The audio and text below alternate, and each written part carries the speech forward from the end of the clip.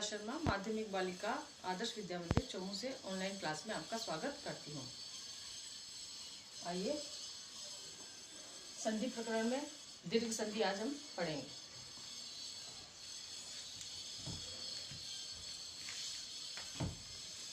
देखिए दीर्घ संधि का सूत्र है अकः सवर्णे दीर्घ।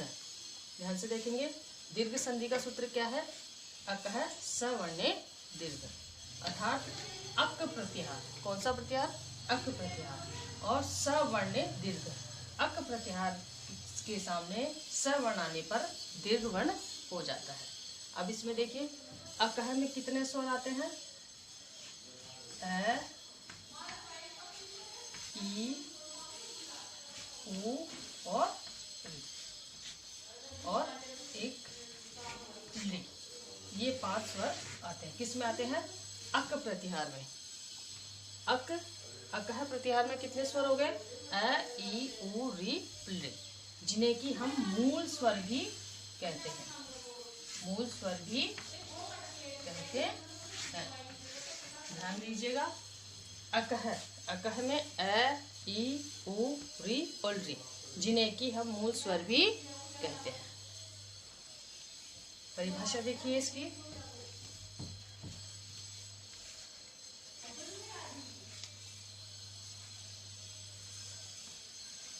अ, ई, उ, री के बाद समान स्वर आने पर, समान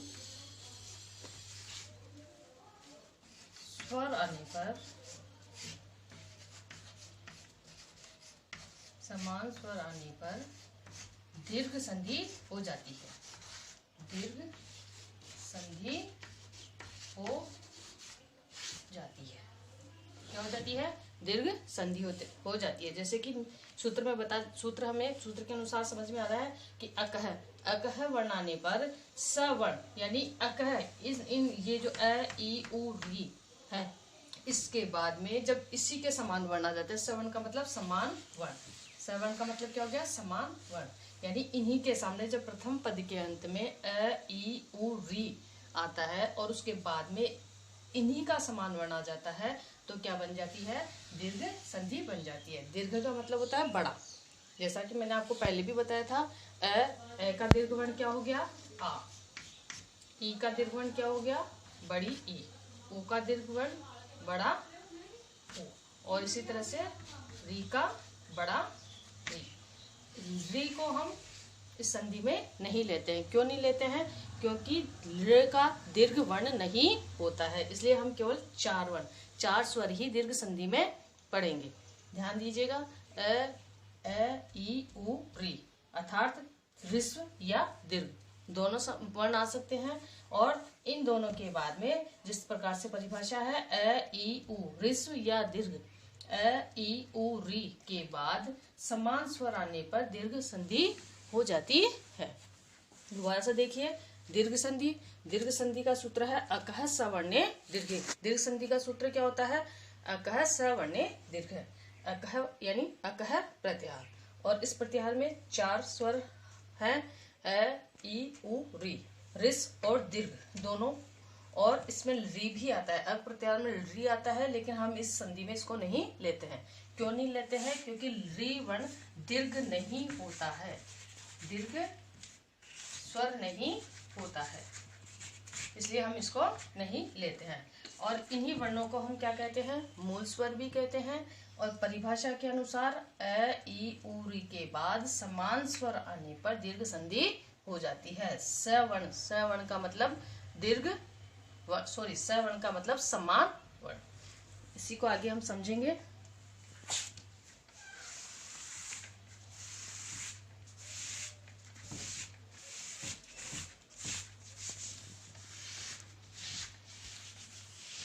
जैसे सूत्र के अनुसार अ, धन अ,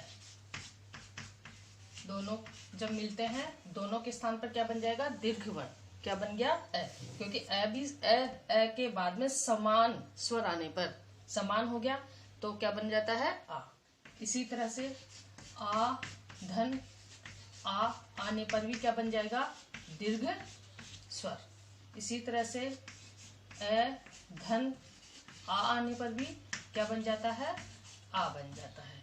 इसी तरह से ई का भी देख सकते हैं हम, ई आने पर भी क्या बन जाता है बड़ी ई। अब यहाँ चाहे बड़ी आए या छोटी हो, दोनों मिलके क्या बन जाएगी दीर्घ। इसी तरह से अन्य उदाहरण भी हो सकते हैं, ऊ आने पर बड़ा ऊ। इसी तरह से चाहे बड़े दीर्घ वर्ण हो तो भी क्या बन जाता है बड़ा। इसी तरह से री धन री आने पर भी क्या बन जाता है री, बड़ा री। इसी तरह से बड़ा री और री आने पर भी क्या बन जाता है बड़ा री। अर्थात समान वर्ण समान स्वर आने की स्थिति में, चाहे वो ह्रस्व हो या दीर्घ हो, दोनों ही स्थिति में यहाँ पर क्या आएगा, जब संधि हो जाती है तो संधि पद के बाद में हमारे पास दीर्घ स्वर आ जाता है, अर्थात उसका दीर्घ वर्ण बन जाता है।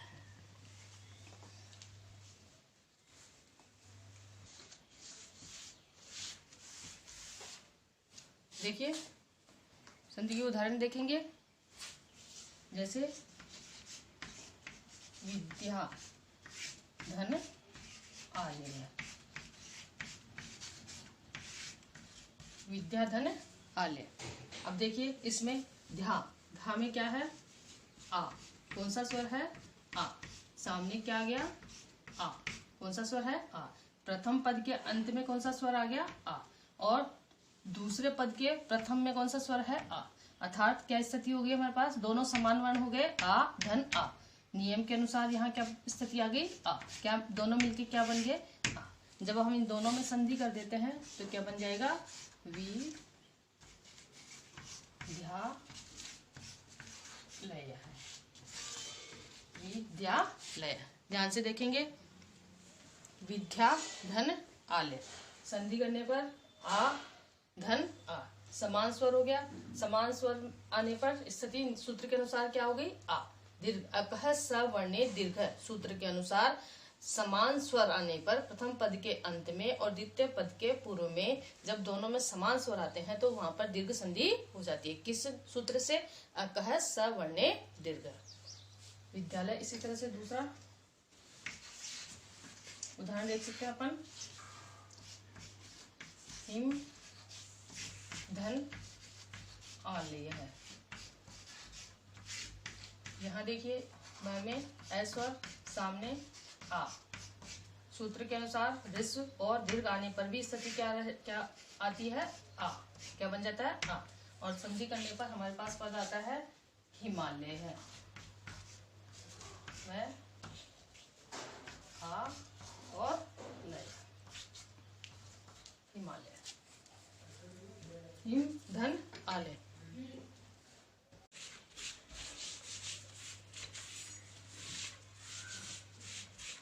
इसी तरह से आगे देखिए, कपीश है, इसकी संधि कीजिए कपीश है। संधि विच्छेद करते हैं तो क्या बन गया, कैसे करेंगे, कपी धन ईश है, कपी धन ईश है। अब देखिए ई सामने दीर्घ ई, दोनों मिलके क्या बन गए बड़ी ई। और संधि करने पर क्या बन जाता है कपीश। यहाँ कौन सी मात्रा आ जाती है, बड़ी मात्रा, कपीश। कपी धन ईश, ई और ई समान वर्ण आने पर दीर्घ वर्ण हो जाता है और दीर्घ वर्ण आने पर यहाँ पर बड़े ई की मात्रा आ जाती है। इसी तरह से रविंद्र है, रविंद्र है, संधि विच्छेद करेंगे, रवि धन इंद्र है, समान स्वर आ गया ई धन ई बराबर बड़ी ई। और संधि करने पर रविंद्र है, क्या बन गई स्थिति, रविंद्र है। इसी तरह से अन्य उदाहरण देखेंगे,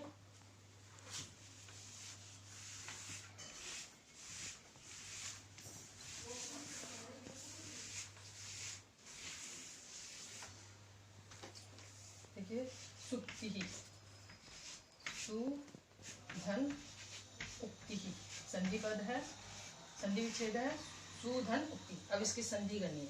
यहाँ क्या है? ओ। सामने क्या स्वर आ गया? ओ।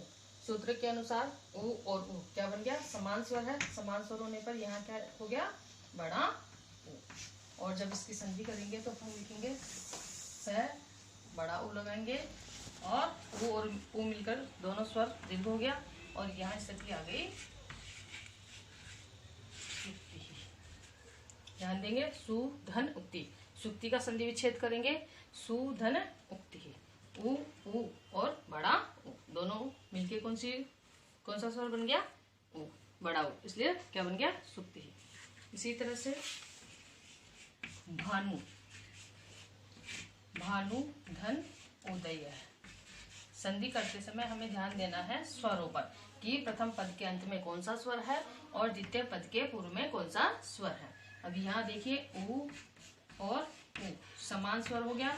समान स्वर आने पर यहाँ दीर्घ स्वर हो गया और दीर्घ स्वर होने पर यहाँ स्थिति संधि पर क्या बन गया? भा न।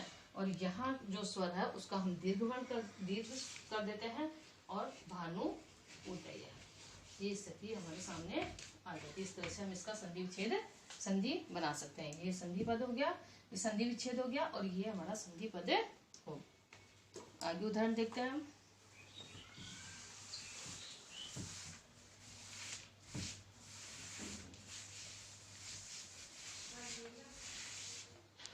जैसे री का उदाहरण देखते हैं। मातृ धन रीकार है। मातृ धन रीकार।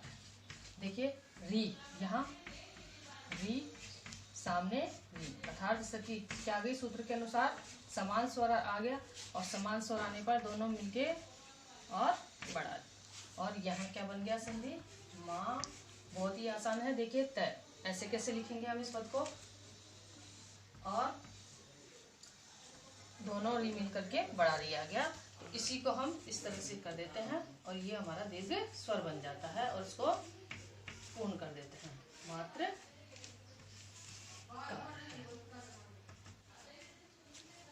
इसी तरह से पितृ भी हो सकता है। पितृधन रीकार है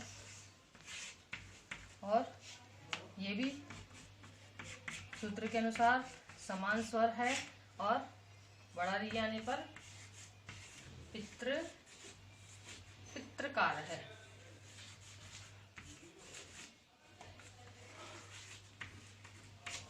शब्द बनता है। पितृधन रीकार है, री धन री बराबर बड़ा री और पितृकार है। तो इस तरह से हमने 5 संधि, स्वर संधि के 5 भेद हमने पढ़ लिए हैं। कौन कौन सी संधि हमने पढ़ ली है? अयादि संधि, यण संधि, गुण संधि, वृद्धि संधि और दीर्घ संधि। इन 5 भेदों को आपको अच्छे प्रकार से समझना भी है और अपने नोटबुक में लिखना भी है।